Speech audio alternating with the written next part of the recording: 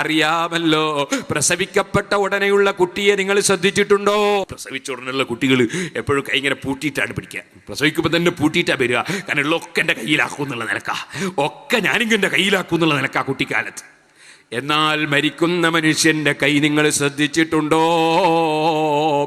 കൈ ഇങ്ങനെ നിവർത്തിയിട്ട് ഒന്നും ഞാൻ കൊണ്ടുപോകുന്നില്ല. ഇതിനിടയിലുള്ള സമയം എത്രയാണോ?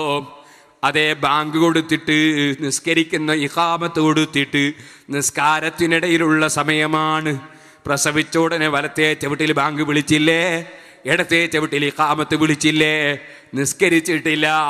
ഇനി മയ്യത്ത് നിസ്കാരമാണ്. ഇഖാമത്തിൻ്റെയും നിസ്കാരത്തിൻ്റെയും ഇടയ്ക്കുള്ള സമയമാണ് എൻ്റെയും നിങ്ങളെയും ജീവിതം. അതുകൊണ്ടാണ് മയ്യത്ത് നിസ്കാരത്തിന് ബാങ്കും ഇഖാമത്തും ഇല്ല. കാരണം അത് നേരത്തെ കൊടുത്തു പോയിട്ടുണ്ട്. ഈ ഒരു ചെറിയ യാത്രയല്ലേ ഈ ഭൂമിയിലെ ജീവിതം. ആ മയ്യത്ത് നിസ്കാരം കഴിഞ്ഞ് കൊണ്ടുപോയി വെക്കുന്ന ഖബറില്ലേ, എയർ കണ്ടീഷൻ ഉണ്ടോ, വിസറിയുണ്ടോ, ഫാനുണ്ടോ, അവിടെ തലയണിയുണ്ടോ, കിടക്കയുണ്ടോ? അതിനു മുമ്പ് തന്നെ നിന്റെയും എൻ്റെയും അവസ്ഥ എന്താണ്? മരണം വന്നപ്പോൾ ഓടാൻ കഴിഞ്ഞോ? രക്ഷപ്പെടാൻ കഴിഞ്ഞോ?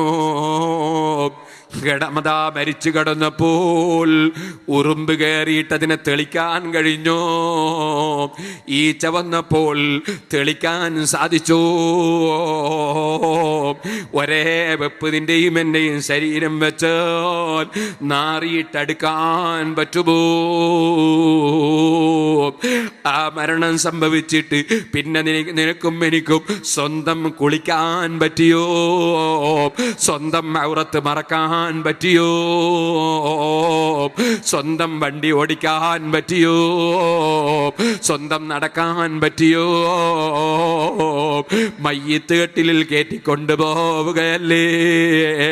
നീ എത്ര പവറുള്ള കാറിൽ യാത്ര ചെയ്താലും, നീ ഏത് പ്ലെയിനിൽ പറന്നാലും മോനെ, നിന്റെ എല്ലാ കാർ സവാരിയും എല്ലാ പ്ലെയിൻ സവാരിയും നിന്നുപോയില്ലേ? മയ്യത്ത് കട്ടിൽ കയറ്റി കൊണ്ടുപോയില്ലേ? ഖബറിലങ്ങ് വെക്കുമ്പോൾ നിനക്കൊന്നുകൂടി മനസ്സിലായില്ലേ? എന്റെ പ്രിയപ്പെട്ട ഭാര്യ എവിടെ? എന്റെ പ്രിയപ്പെട്ട അനുയായികൾ എവിടെ? എന്റെ പ്രിയപ്പെട്ട നേതാക്കൾ എവിടെ? എന്റെ ബാപ്പ എവിടെ? മക്കളെവിടെ? ഉസ്താദ് എവിടെ? ശിഷ്യന്മാരെവിടെ? ഇറങ്ങുമ്പോൾ ചെരിപ്പെടുത്തുകൊണ്ട് തന്നിരുന്ന ശിഷ്യന്മാരില്ലേ? ഉസ്താദിന്റെ ശരീരത്തിൽ ചളി തെറിച്ചു പോയാൽ വെള്ളവും കൊണ്ടുവന്ന ഉസ്താദേ ശിഷ്യന്മാരില്ലേ? ഇല്ല ഇല്ല, ഒറ്റയ്ക്ക് ഈ പാവപ്പെട്ട ഞാൻ ഖബറിൽ കിടക്കേണ്ടതുണ്ട്, നിങ്ങളും ഖബറിൽ കിടക്കേണ്ടതുണ്ട്. ആരുണ്ടവിടെ?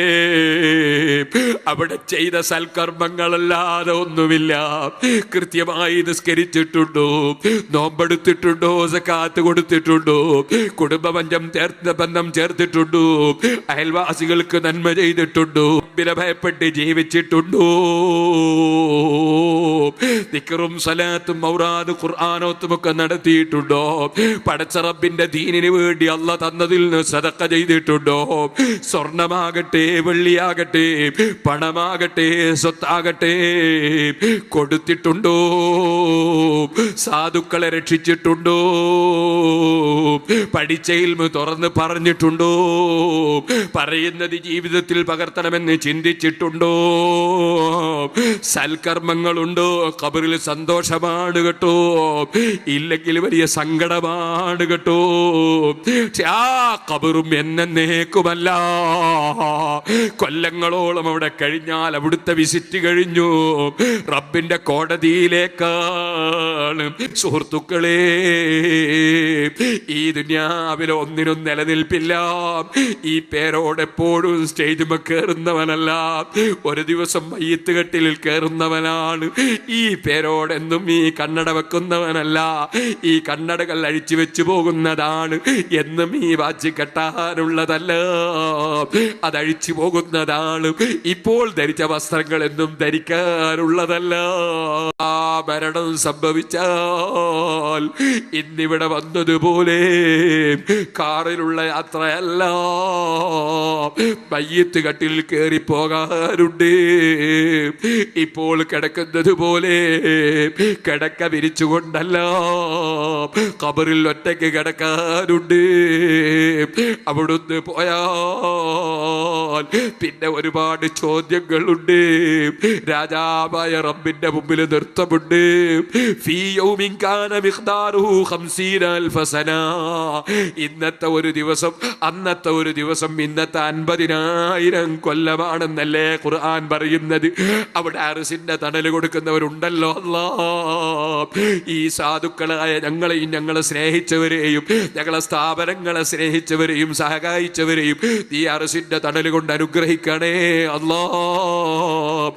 ഏത് സുഖങ്ങളെയും നിശ്ചലമാക്കി കളയുന്ന, ഏത് സുഖങ്ങളെയും മുറിച്ചു കളയുന്ന മരണത്തെ വമുഫർരിഖുൽ ജമാഅത്ത്,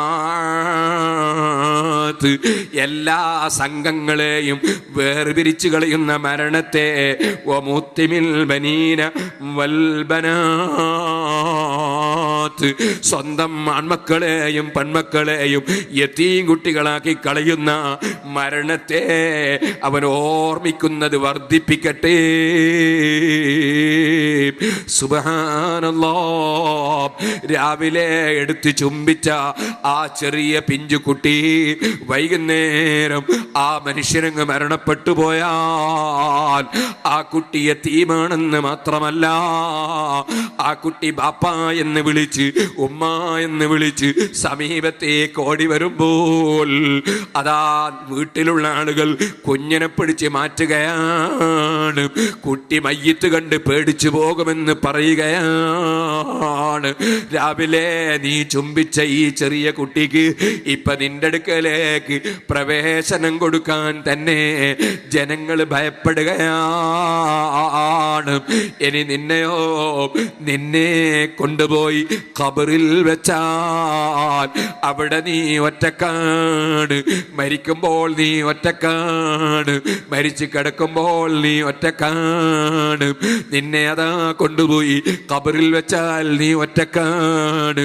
എഴുന്നേറ്റ് വരുമ്പോൾ നിന്റെ കാര്യത്തിന് നീ ഒറ്റക്കാണ്. നിന്നോട് ചോദ്യം ഒറ്റക്കാണ്. അതേ, നിന്റെ നന്മയും തിന്മയും എഴുതിയ റിക്കാർഡുകൾ സ്വീകരിക്കുമ്പോൾ നീ ഒറ്റക്ക് തന്നെ സ്വീകരിക്കുകയാണ്. നിന്റെ നന്മയും തിന്മയും എഴുതിയത് തൂക്കുമ്പോൾ, നന്മ തിന്മ തൂക്കുമ്പോൾ നിന്റെ തൂക്കത്തിന് നീ തന്നെയാണ് ഉത്തരം പറയേണ്ടത്, നീ തന്നെയാണ് ഏറ്റെടുക്കേണ്ടത്. നരകത്തിന്റെ മേലെയുള്ള പാലം കടക്കുമ്പോൾ നീ ഒറ്റക്ക് തന്നെ കടന്നു പോകേണ്ടതാണ്. നിനക്ക് രംഗങ്ങൾ ഒരുപാട് മുന്നിൽ വരാനുണ്ട്. അതിന്റെ തുടക്കമല്ലേ നിന്റെ മരണമെന്ന് പറയുന്നത്. ആ മരണത്തെ നീ ഓർമ്മിക്കുന്നത് വർദ്ധിപ്പിച്ചാൽ നിന്റെ അഹങ്കാരം നീങ്ങിക്കിട്ടുന്നു, നിന്റെ അസൂയ നീങ്ങിക്കിട്ടുന്നു, നിന്റെ വൈരാഗ്യവും വിദ്വേഷവും നീങ്ങിക്കിട്ടുന്നു.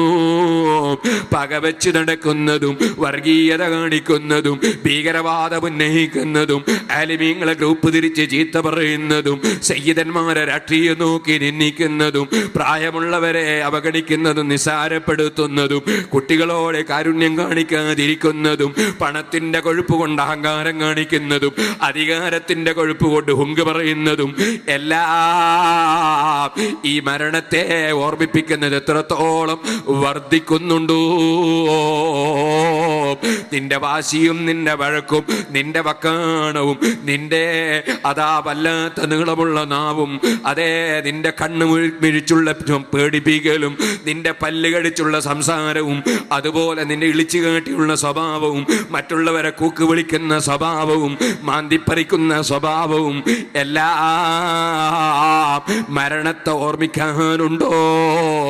നിന്റെ മനസ്സ് ശുദ്ധിയാകുന്നു.